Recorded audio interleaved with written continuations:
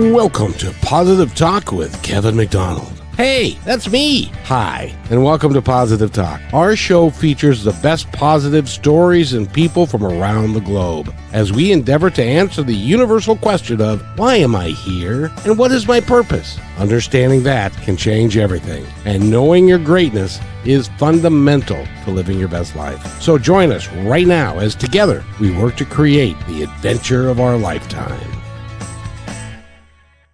And welcome to the show, everybody. Yes, indeed, we have a house full of people. And I'm so glad that everybody's here because we've got, well, first of all, we have John Verico, who's my co-host today. And he is a very colorful, well, you aren't as colorful as normal. And so, oh, yes, he is. He's just, yeah. It's great to have you here, John, and you're newer here, but you've had a chance to meet Amy and Nancy and stuff. And what was that? I think I might need to separate my cats. One of my cats is getting way too excited and he wants to play, but the other cat doesn't want to play. Oh, as a fellow cat owner, or person, I should say. Person owned by cats, I certainly understand that kind of a thing. Hey, Kevin, it's great to be here. I'm so glad that I could be on this particular show. I'm not always available as a co-host, and I'm so glad that I can be, when I can. But this particular show is always exciting when I get to be with Nancy and Amy Harrington, the Passionistas, because they bring such wonderful guests to us. So I'm going to turn it over to them. That's really not, John, that's really not fair. You said Passionistas first time. It took me several weeks to figure that part out all by myself. Weeks, Kevin? Was it only weeks? Well, not counting the number of episodes, but it was. Okay, yeah. So, ladies, welcome. And as always, you bring us some of the most fascinating people on the planet. So go ahead, introduce yourselves and the Passion. See? Let's talk about the Passionista Project. Thank you. That's why I'm here. I'm to help Kevin with the big words. Yep.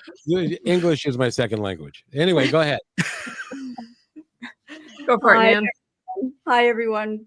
Kevin and John, thank you so much for having us back. We always love being here. And today we brought someone fabulous with us. We're so glad they've joined us. This is Coco Madari. She is a vision-led, neurospicy, multi-passionate coach, visual artist, music producer, singer-songwriter, and comedian who lives in beautiful Vancouver Island in British Columbia. They've worked closely with over 100 heart-centered, multi-talented creative entrepreneurs to help them break free from the cycle of being overworked, underappreciated, and or underpaid. Who among us has not experienced that? I want to learn more. As a result, their clients design a F-yes creative business where they have more freedom, can make the money they want repeatedly and consistently, be more lit up by their work, enjoy their day-to-day more, and have all the time they need for rest and play. So we're so excited to introduce you guys to Coco. And by the way, F-yes does stand for what you think it stands for, but it rhymes with duck. So use your imagination. Yeah, you just quack us up there. Yeah, exactly. Coco, welcome to the show. We're so glad you're here. Yay! I'm so happy to be here. Thank you for having me. I'd also like to add that Coco is our best dressed Passionista.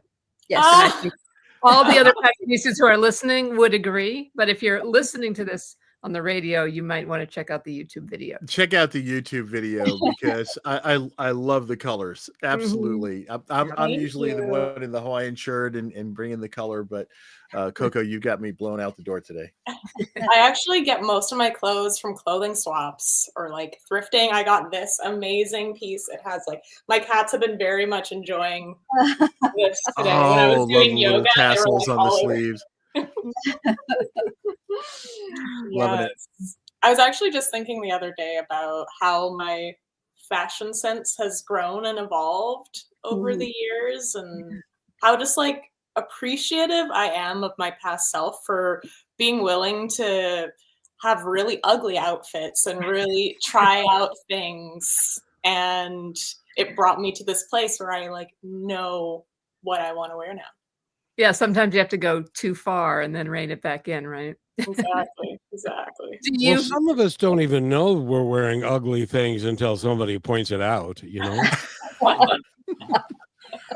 I've always said life's too short to wear a white shirt, but you know. Hey. I went with white today too, Kevin. You and I are in the same boat.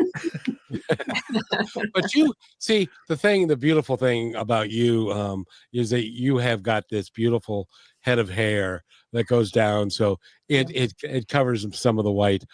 I don't have any of that, so. But yet my hair does not coordinate with my shirt the way your beard does. So you got that going on. There you go. Well, I'm glad you don't have a beard like this, because we wouldn't be able to call you what we call you. You never know. So Coco, I want to take that fashion sense concept and relate that to being a creative entrepreneur. And as you've kind of had to go too far sometimes with your fashion sense, do you find that you've had to go kind of beyond your comfort zone as an entrepreneur and push yourself beyond the boundaries you had originally set for yourself to kind of find success? That's a really good question. I was just thinking like the other day about how the idea of being cringe, being willing to be cringe. And I'm working on a ethical marketing and sales course, which is like a 2-day course. And part of being able to figure out where the line is, where you can have those consensual sales conversations and sign those clients in a really, or like bring in more customers in a really aligned way, is actually being willing to be cringe, being willing to say the wrong thing, and then take reasonable accountability if you mess up. And I just made a song with my partner, who's also a music producer, and he played it for our friends, and I was like, oh, I felt so cringe about it. But I was like, no, this is part of it. Like, you have to be willing to feel that cringeness as an artist to be able to develop your skills. So yes, totally. I have to tell you, as somebody who worked in government for 42 years and worried about making sure that everything was acceptable to everyone, I love you.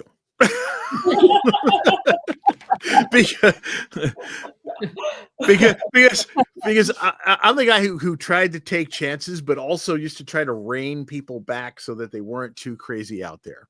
Mm-hmm. And so the fact that, you know, just finding someone who is willing to be out there, and I'm out there. I'm crazy, but you know, finding other people that are willing to be out there and acceptable. But I love the whole thing about be willing to cringe and be cringe worthy. That was just a beautiful thing. I love it. Well, we're just started. Let the ego What's go. That? I said we're just getting started with Coco. That's just yeah, and you know, the thing is, when we're talking about entrepreneurship and we're talking about women, because of the fashion sense and the different things, I mean, for a guy, I mean, it's a polo shirt or it's a shirt and a tie and a jacket, and that's pretty much our ensemble, if you will. But you have to be a lot more creative than that, which is both a positive and a negative, isn't it? I don't know. Well, first of all, I have to say Nancy and I have been upping our fashion game because our male friend Mark Wood has been giving us all his old clothes, and for the first time we actually feel stylish. So there are men that like can take it to that next level. I think there's just less fashionable clothes available for men. Like, I remember when I identified as non-binary and was leaning towards the masculine, I went shopping and looked for masculine looking clothes, and I was like, oh God, like this is what this is what I have to work This is what we're stuck with. Yeah. Like, it was just not a lot of it's still fashionable. It's just a blah fashion. I mean, let's. Yeah, it's a lack of creativity. I think in like mainstream fashion there is a lack of creativity just in like department stores and stuff like that. But because they're appealing to the masses, so they don't want to go too outside the box. But yeah, it's disappointing how little there is available for a man or a masculine presenting person to want to express themselves. Mm-hmm. Yeah, You just have to know where to look. It's out there. it is out there. It is out there. It is out there. Yeah. I wanted one of the things that was when you were being introduced, they said the expression neurospicy. I've got to know more about what that means. Are you familiar with the term neurodivergent? Yes. Okay, so it's just like a spicier way to say that. It's just more fun. Well, I guess, let's explain it to the listening audience. yeah, for sure. So I guess neurodivergent people just means the way that your brain works, it deviates from the typical norm, what average person might have as a brain. So I am autistic. I have a disability. I have other things. I also have ADHD, so like ADHD, which means that my brain works differently than most people. That also means that I have potentially different strengths and different weaknesses. I might have more needs in certain areas. And that's why I'm so passionate about helping neurodivergent, neurospicy entrepreneurs with their businesses, because we all have those special needs and that special sauce. And we force ourselves into this very neurotypical way of being, the 8-hour work week, or 8-hour, I wish. That's a successful entrepreneur. And like expecting ourselves to do, the same amount of administrative work in a day that you did yesterday when you might not have the same capacity as you did yesterday. So really creating that way of working that works for you. Like for me, I'm very much take lots of rest. And when I'm in a place where I'm rested, then I have lots of energy to do the things that I want to do. And then like periods of rest and then bursts of energy. So everyone's different. And I really want to bring out the strength in that. I love it. Yeah. Which is really cool. We spoke with someone recently who was telling us that there have been studies done that a lot of solopreneurs and entrepreneurs are neurodivergent, and that's why they have built this world for themselves, so that they don't have to fit into the norm, right? Exactly. But then we unintentionally create those same expectations that were put onto us. Mm-hmm. Actually, we end up being that abusive boss that we had before. It's like, how did that happen? Well, Oh, I can't imagine you being abusive anything. I think I definitely have had a long history of being abusive to myself, which has really sucked and has invited in abusive partners and all types of situations. And it's just kind of the pattern, the generational trauma that I've gone through. But one thing I noticed, especially when I was going through PTSD really strongly, I was just like in my head being so mean to myself. And I was at the grocery store and I was just noticing how kind I was being to others. And I was like, oh, like I'm kind. And it was just this like crazy revelation, because it's nothing my parents ever told me I was. It's nothing that I heard of often, but just being like, oh, wow, I'm actually way more kind to others than I am to myself. And yeah. So it Coco, I got to ask you, because, I was in the corporate world and now I'm an entrepreneur. And I found that when I was in the corporate world and I had a boss, quote unquote, and I had ways of doing things and the way they wanted me to do it, it was a lot easier to operate than when you're the entrepreneur and the buck stops with you and you've got to make these decisions, and yet you want to be kind and you want to, so you end up putting a lot more on yourself than you do on other people, which can be very detrimental health-wise to you, can't it? Oh, absolutely. Yeah. And so it's much easier to be an employee than it is to be an entrepreneur. But I got to tell you, the benefits of being an entrepreneur vastly outweigh, because I can say no anytime I want to. Yeah, and you can make it easier on yourself as an entrepreneur. You can decide to keep a job or keep doing freelance until you get your business off the ground, so you don't have as much pressure to bring in the money. But I have found in so many ways as an employee, what makes it so hard for me is seeing all the dysfunction and then not really being able to do anything about it because it's not your business. People want to do what they want to, like the owner wants to do it their way. You can only do so much. You can only do so much.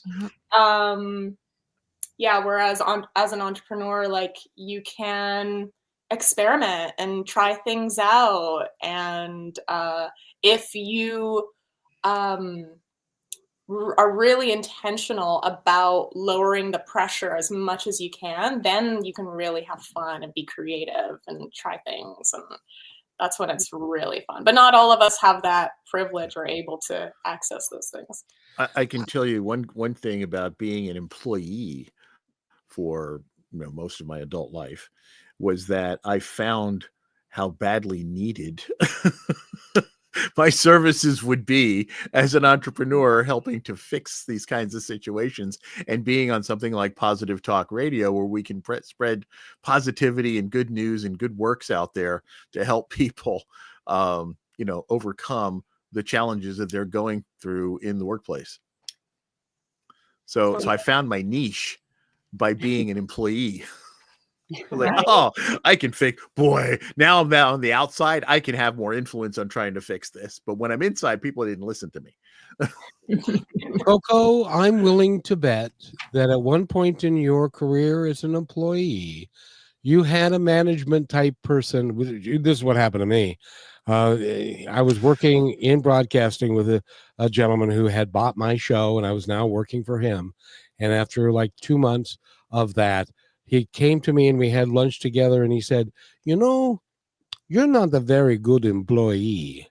And because I had more of an entrepreneurial spirit. Did you ever have that conversation with anybody? Oh, yeah. I mean, I've never had a boss say I wasn't a good employee specifically, but I'm lucky, I guess. Yeah. I mean, I have been bullied like in a workplace environment by multiple people, including HR. So I'm also pretty lucky in that sense, like being the only Black woman in senior leadership and then getting bullied. Oh man. But I've had some really good bosses and I've had some really, really terrible bosses. But I found that the ones that were better were in nonprofits, even though there is a lot of like, inefficiencies. I was going to say dysfunction. Lots of dysfunction. But in terms of just like, oh, this person's a good person and I like spending time with them, I saw that more with nonprofits. But yeah, in nonprofits, that you'll find people that are passionate about the topic and they're really, so they're into that, and you have that they have that commonality that you can share with them. But they usually don't have a lot of business sense, and so that's why there's usually a lot of dysfunction, and that's where the problems happen in the nonprofit sector. Whereas in the corporate world, everybody's always fighting about money. And you can't get necessarily in line with sometimes some of the corporate values and such. Mm-hmm. So yeah, you do find being involved in both ends of that. I definitely find that you get more heartfelt connections with your fellows in a nonprofit environment. That happens a lot. Yeah, totally. Although there is also a lot of corruption in nonprofits as well.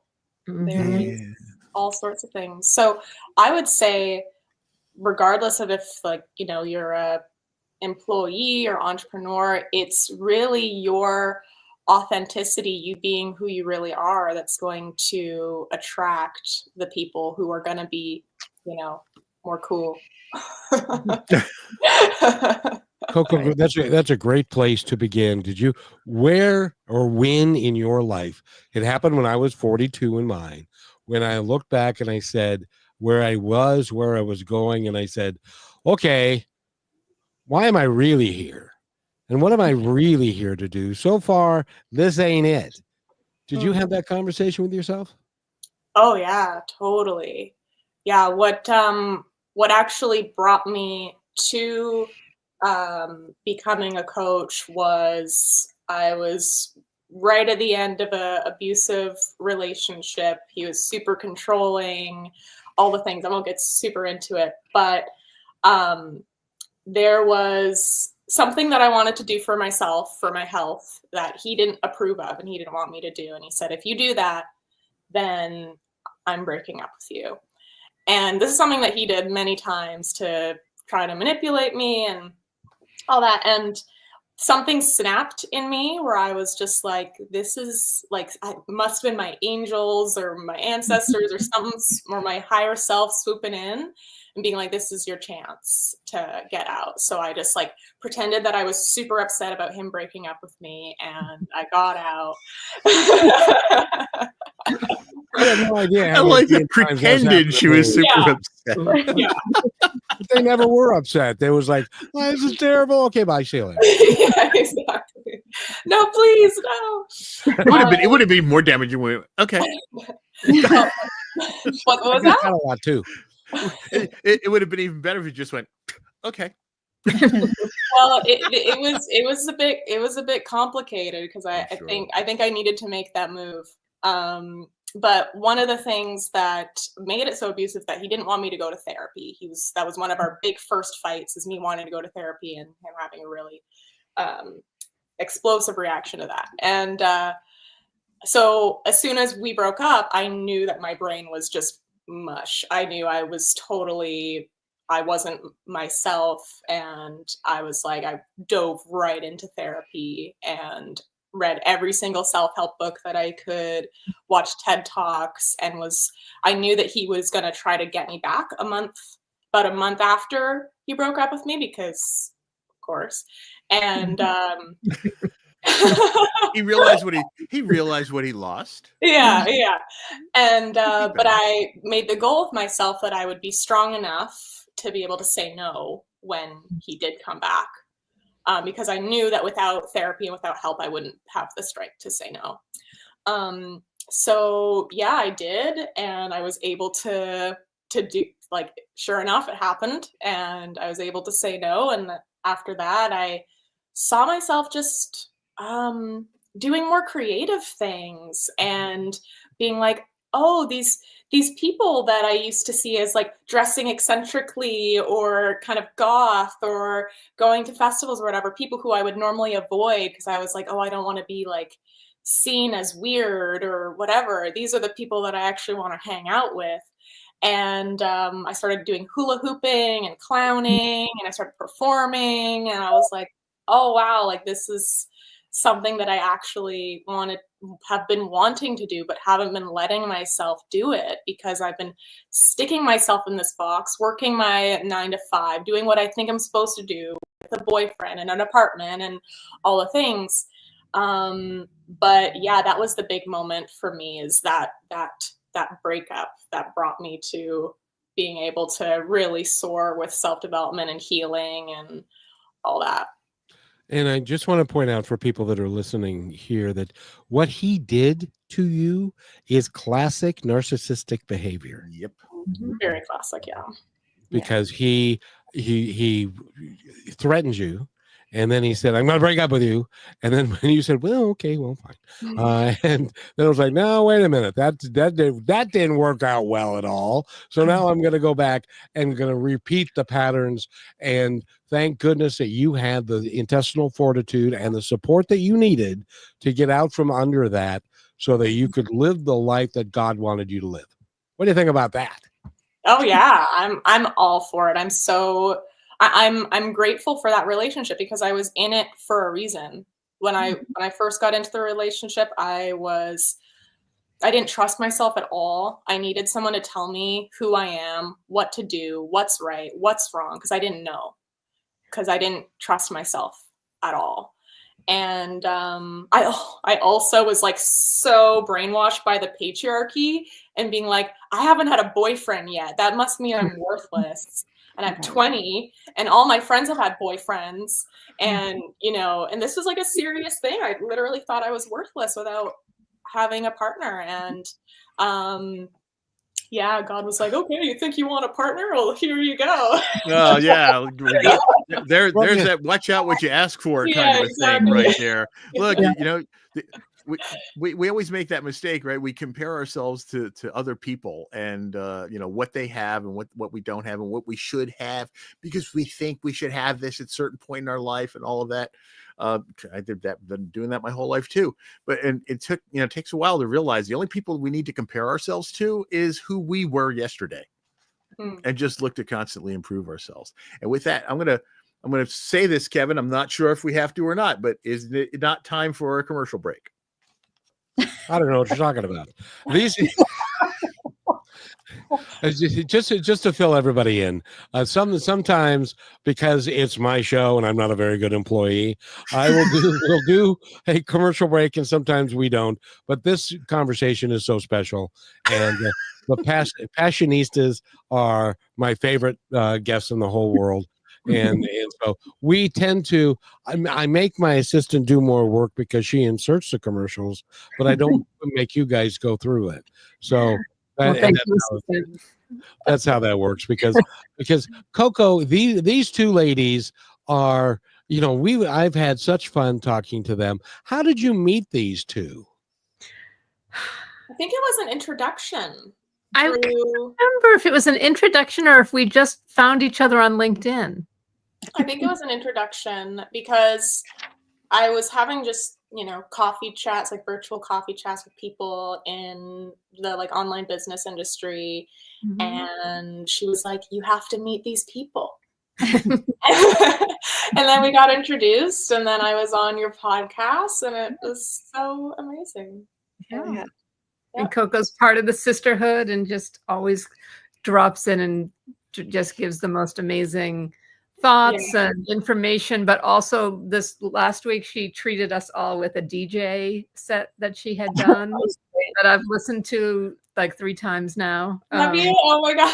Yeah, it's so much fun. I've been putting it on and it's so fun. I love that. Cleaning and folding my laundry, and so it's great. No, you got to share that with us now. It's on my SoundCloud. I'm sure you guys have my links, but I can definitely send it over to you too. Yeah, we'll make sure. It's great. It's great. We'll about have to make sure we'll have to make sure that we get that information out when we post this episode. We'll email it to you for sure. Talk about that side of your life, Coco, because you're a coach, but you also are this unbelievably creative person who, like you said, does all these, in creative endeavors. And I think that's a part of the beautiful thing about your coaching work is that you really try and help people find the space in their lives and not be completely consumed by their entrepreneurship or their work or whatever it is. So how do you find that balance for yourself? Yeah. Well, I believe that my creative endeavors feed into each other. So if I'm doing a DJ set, that's going to support me with my visual art. If I'm doing, if I'm singing, it's also going to help me with dancing and vice versa, right? Or if I'm selling my coaching packages, it's going to help me sell my art and vice versa. It's like, I think one of the big things that gets multi-talented creatives confused is that they think that they have all these different businesses and all these different things that they have to grow each one individually. It's like, no. It's like a whole ecosystem. Mm-hmm. You water one area, it's going to help another. It's like so beautiful and cool. And I think what helps me to I guess, balance it all is I really just try to focus on listening to my intuition. Whatever I feel like doing that day is what I need to be doing. Obviously, I have goals. If I'm selling a course or if I'm, doing whatever, then I might prioritize that for a bit. But then I have this opportunity to DJ that comes up, and then I'm spending more time on that. I think I've really cultivated a lot of self-trust to be able to just do the things that light me up, and trusting that that's going to lead somewhere cool. Yeah. I love it. I'm just so blown away by how multi-talented you are. Oh, thanks. Mm-hmm. Yeah, and really good at all of them. Like some people are interested in various things. Yeah, it's the kind of people I just. They're actually really great at all. Is there anything you don't do good? Just mad about it. This happened. There was a guy I met on a plane. When you get on a plane, you're flying by yourself. You're always wondering who you're going to wind up sitting next to, right? And this guy comes on, and I'm looking at him, and he's ridiculously like movie star, good looking and fit, and all this other stuff. And he's wearing clothes that cost a pretty penny. And I'm like, oh, what a jerk this guy must be. And he sat down right next to me and then had the nerve to cross his legs in an airplane seat. How are you that fit to do that? And he was a tall guy. It wasn't like he was like some little skinny guy. And I just, and we started, you automatically do have a little conversation, like that little forced conversation. And in a brief discussion, we realized that we both had been in the Navy. And of course, he was an officer and I was enlisted. I'm like, how much more is this guy going to have? He's got family with money, put him through the academy and all. Turned out to be the nicest guy on the planet. We became great friends. You got to go past those things and give a chance. Once you give people an opportunity and get to know who they are. And that's when we find, that we're not just a shell, and we can be jealous all we want, but that's not really what it's about. We want to find out what people are really like. Yeah. I actually really like having people in my life who I'm intimidated by, like intimidated by their intelligence or by their prolificness or by their luminosity. Like I have this one friend who there's a word for Kevin. What's that? There's a word for Kevin. Luminosity. I don't even know what that word means. I love it. I might have just made it up. That's a glorious word. That is a glorious word. No, I love it because they inspire you, right? Their vibrance. Yeah. I have this one friend who, and I consider myself a pretty shiny person, like when I walk into the room, but she is just such a vibrant star of a person and just so magnetic. And I remember one day just being like, God, this person is just so like light and funny, and just like, and I felt myself getting jealous, and I was like, oh man, like this is a good sign. Because I used to be around people that I was not intimidated by at all, where I knew I was the smartest person in the room. I knew I was the most blah, blah, blah, blah, blah. But that was me not wanting to be intimidated. And it was me not wanting to sit through that discomfort, because it is really uncomfortable to be like intimidated by someone or jealous, or to even admit that you're jealous of that person. I even told her that I've been jealous of her, and she's like, oh my God, you are just like the most amazing person. I think you're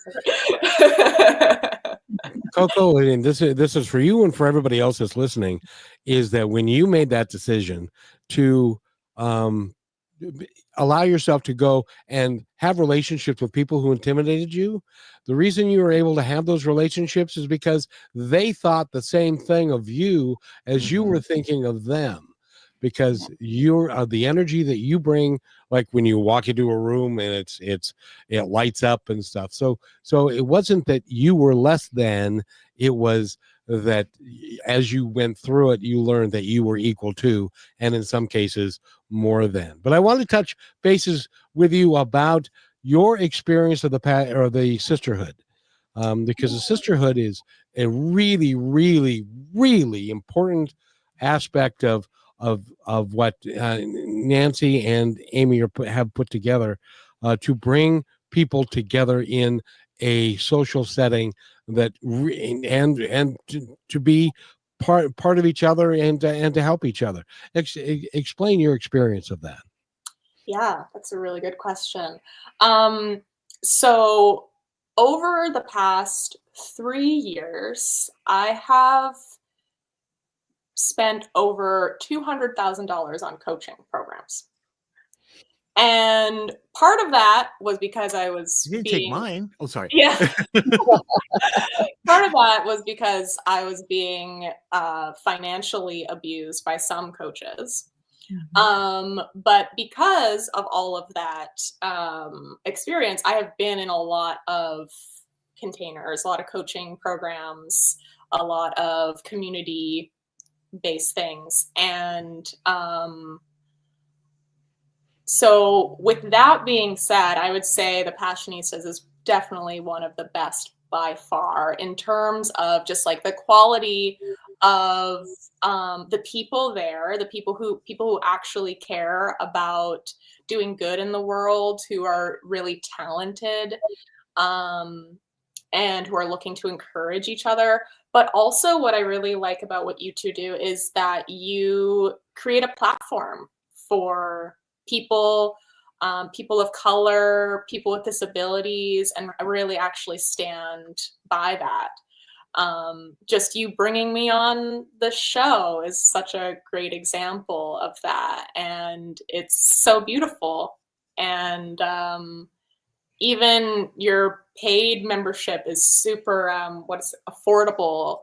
And yeah, I would highly recommend it to people who really care about doing good in the world and also want to be successful, but also want to be supported by people who understand intersectionality. A lot of communities don't understand intersectionality and also are more of a funnel for the person creating the community than it is for the community itself. And in having spent 20 grand US for certain programs or to be a part of certain communities, I remember thinking when I was because I was like making 5 figures a month, but I was spending so much on these coaching programs because I thought that made me a good coach, is to continue doing that because that was a big, I guess, philosophy or ideology at the time. I remember being like, why am I paying so much just to have people support me? Like, shouldn't because I didn't have like healthy relationships outside of my business because I was still learning about narcissism and learning about all of these different personality types that can really take advantage of you. And so I was in that cycle and just remember thinking, wow, I can't believe I'm spending this much. Like, is this how it's supposed to be, that you have to spend so much money in order to just be held, in order to just be supported? Wow. And yeah, it's not, by the way. Yeah. Right. Good. Right. I think that's a real important note to put out there to folks. Yeah, it's not. I mean, I'm all for, investing in your future and all that, but to think that you have to do that in order to be worthy of support is not true. Nope.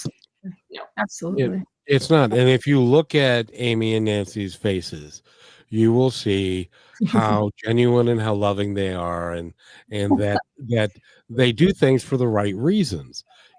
You spent $20,000 on a coaching. That's multiple times. Huh? Multiple times. Oh, it costs so much. Some people charge so much. By the way, I'm considering opening my coaching program. Yeah, we learned already. Because what I've learned in my time. We got in too late. She already learned her lesson. I've learned over the course of time, because I've interviewed well over 2,000 people. A lot of them are coaches, a lot of them are teachers, a lot of them are not who they pretend to be. And so you please be careful out there. And I have a rule. if I go out to lunch with you and you're rude to the help, I want nothing to do with you for the rest of my life. I've had gurus, really powerful gurus that I've had lunch with that are mean to the staff, the waitresses and the busboys and stuff. And it's like, if you can't be good to the least among us, then you can't teach anyone. And what do you think of that, Coco? Oh yeah, absolutely. I have been thinking of doing some sort of training on how to not fall into a cult, or Yes. how to not get scammed. And I think that there are things that make us more vulnerable to getting scammed. One is neurodivergence. Like me being autistic makes me more likely to get scammed because I have a harder time seeing people being deceptive, or like why they would be deceptive. I might be more naive, especially when I was younger. I was definitely more naive. And autistic people can also kind of take on the mindset of the people that are around them. And so that's kind of what I was doing with these coaches.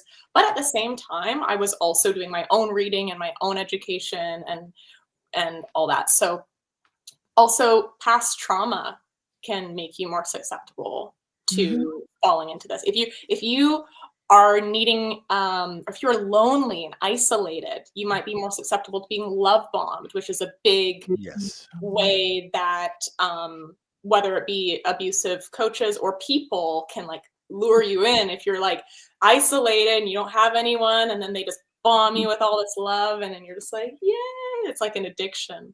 You know who I found needs it a lot is people that have come out of addiction, out of the other side. And what they end up doing is bonding to people who pay attention to them, who they are now, rather than being the addicted side, because they're also lonesome. Because when you lose the addiction, you lose all the friends that were part of that addiction. So then you're all by yourself, and so you glob onto the next person. See, glob onto is the type of English that I use. Right?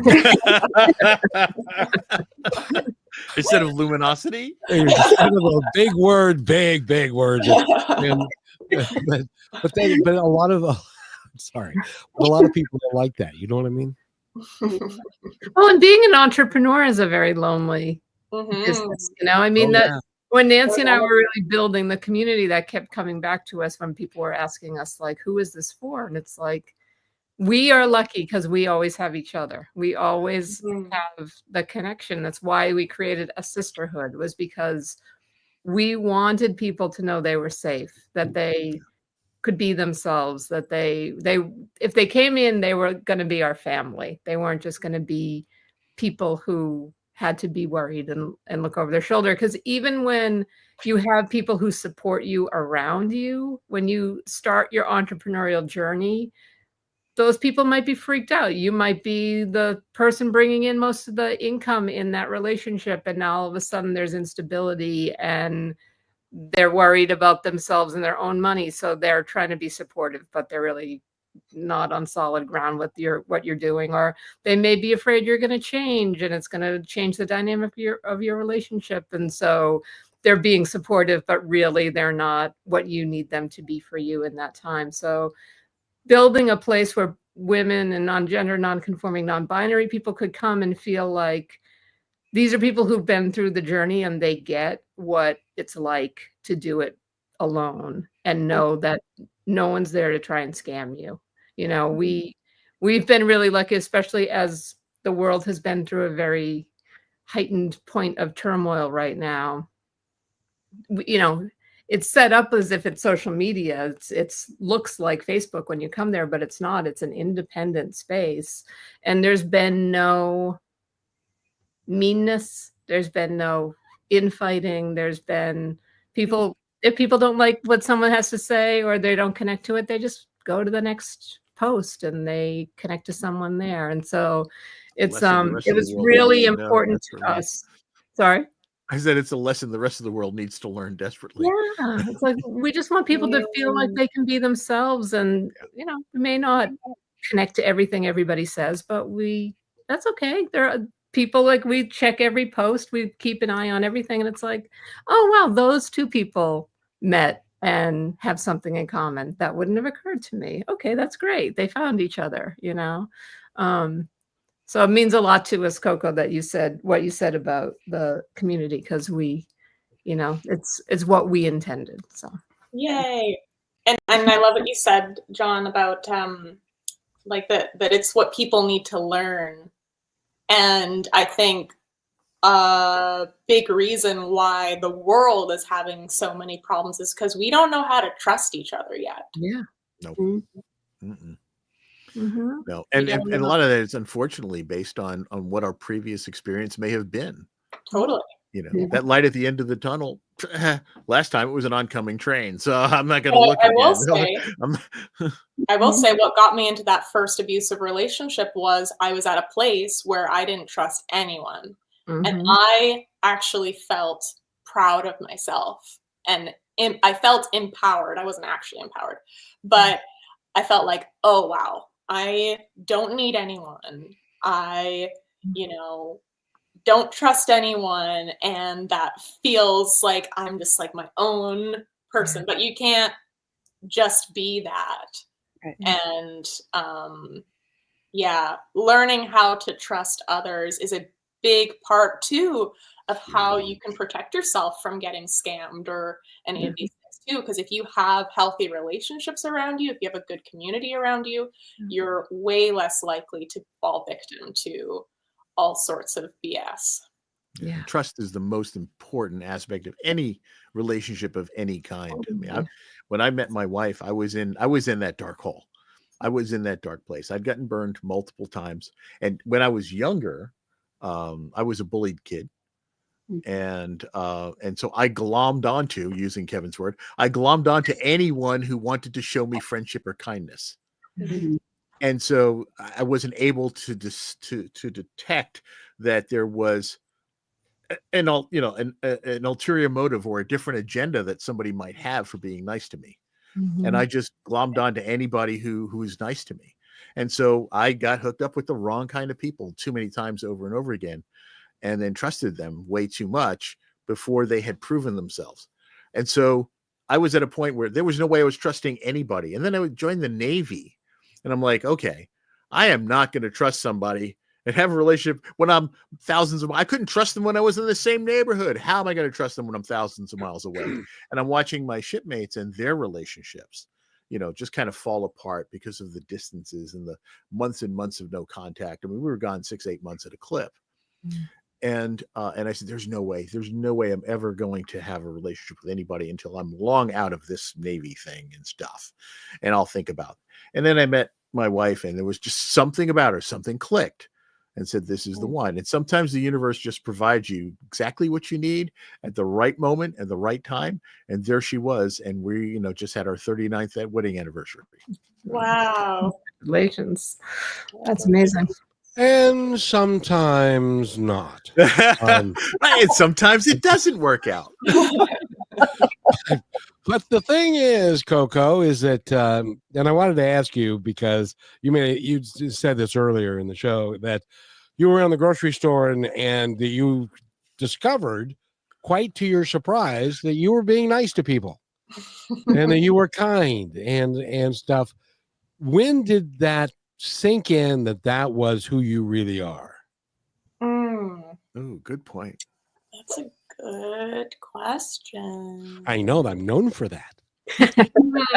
Well, I think one of the big things, this coach that I gave so much money to, who I spent the $20,000 again and again, she also gaslit me into believing that I was the one scamming people, and that, you know, kind of, you know, projected what she was doing to people onto me. And I, as a scapegoated child with that propensity to just blame myself, just kind of took it all in and thought, oh my God, like, am I doing this? And so I took a really big audit of, because I don't know how many one-on-one clients I've had. I've done one-on-one coaching, group coaching. I've coached a lot of people. And so I really did a big audit on the things that I was coaching on, my intentions, my mistakes, the things that I did well, and really took a look at, like, did I have good intentions with my clients? And the answer was yes, of course. I totally believed in them and I totally wanted to do right by them. And I made mistakes, and I also have apologized for mistakes. And if ever a client wanted to come to me and talk about things, then as long as like we're being reasonable, then of course, like I'm so for taking reasonable accountability for anything, because I am human and I make mistakes, and I actually love apologizing when it's reasonable and when it makes sense. But yeah, I think it was just doing that audit, and also just spending more time with people who were reflecting that back to me, like having my partner say, like, tell me that I am kind, and he's witnessed me be kind. And yeah, and being around less people who really misunderstand me and who see the worst because they're in their own, you know, they're in their own hell. So that has really helped a lot. It's just like being around people who reflect back to me who I am, and being honest with myself about my mistakes, but also about my heart, that my heart is true. And that's a really beautiful thing, especially in a world like this.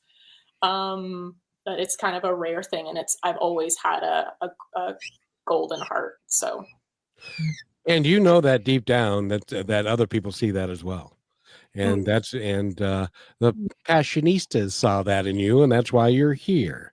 And I want to thank you so much for coming. How can somebody get a hold of you if they want to work with you? Yeah. So I'm on Instagram. I'm on Facebook.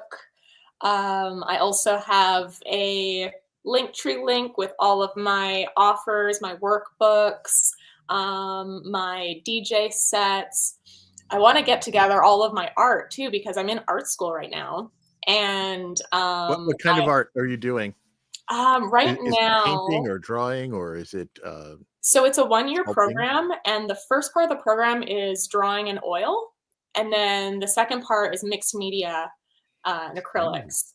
And nice. So right now I just did a charcoal drawing yesterday, and then did a drawing the day before. It's all like assignments leading up to building your skills, and it's so good.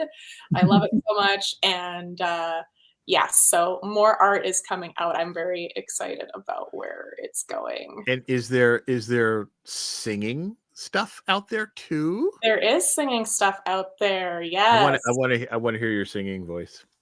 Oh yeah. Okay, cool. Well, Instagram is a good place for that.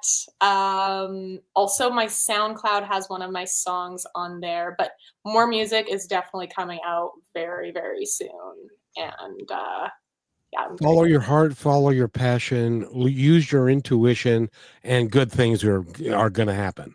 I absolutely promise. 1 second. I just got to grab something. Okay. Well, you better hurry. We got a minute and a half, sir. So he disappeared. And by the way, Coco, I just want to say that I was 35 before I knew women did anything wrong, which is probably part of my issue. But I want to thank you for coming. You've got wonderful. I'm inspired. That is inspired. I love that. You inspired me to grab my jacket. Okay, for those of you that are not viewing this, that are listening to this, he went and got a multicolored jacket that's like from 1967 and Sgt. Pepper's Lonely Hearts Club Band. It is a jacket that looks like Peter Max threw up, basically. An optical illusion. An optical illusion with like paint drips. Yeah. Yeah. Very cool. But it's like those paintings where all of a sudden, if you cross your eyes, all of a sudden it'll be like a 3D tiger. Exactly. So, ladies, I want to thank you again, and you're going to come back in 2 weeks. We will be back in 2 weeks. back. With And another you're going to amazing- have another wonderful guest for us.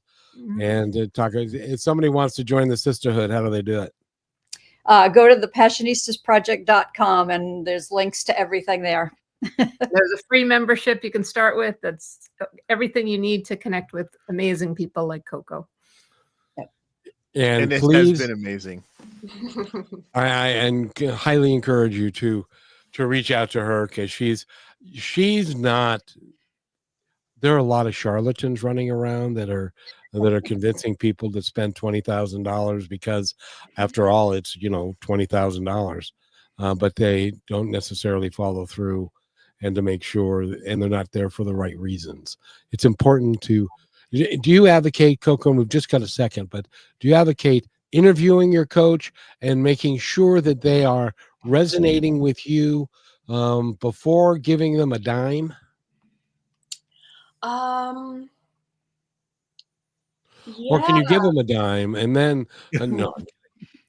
I would say see if you can have an actual conversation with them. Can you be really honest with them? Are they willing to have a human to human conversation with you and be held to reasonable accountability? That's, I think, a big thing, because you can spend money with a coach and then have them, love bomb you, and then you feel amazing, right? But the real test comes when it's like, oh, but is there actual accountability here? Is there actual conversations being available and happening? So, yeah. I hate that word, accountability. You hate it? Yeah, because that means I'm accountable for stuff. I'm not only a terrible employee, I don't like being accountable for stuff. So, like running, never mind. We'll talk about that. Another, don't hire Kevin to be your coach. No, you can hire me to be your friend. That'd be fine. Only $20,000. Anyway, everyone, thank you so much. This has been a fantastic show. Amy and Nancy, you always bring us such great guests, and greatly appreciate it. And Coco, you've been a delight. Thanks for joining us. You too. Thanks for Have a having great day, us. everybody. Thanks for listening to this episode of Positive Talk with Kevin McDonald. Our purpose is to provide everyone with a positive, entertaining, and educational experience. I would love your feedback and comments about the show, including possible topics and great guest suggestions. Please email me at kevin@kmmedia.pro. And remember, be kind to one another, because each other's all we've got. That's Kevin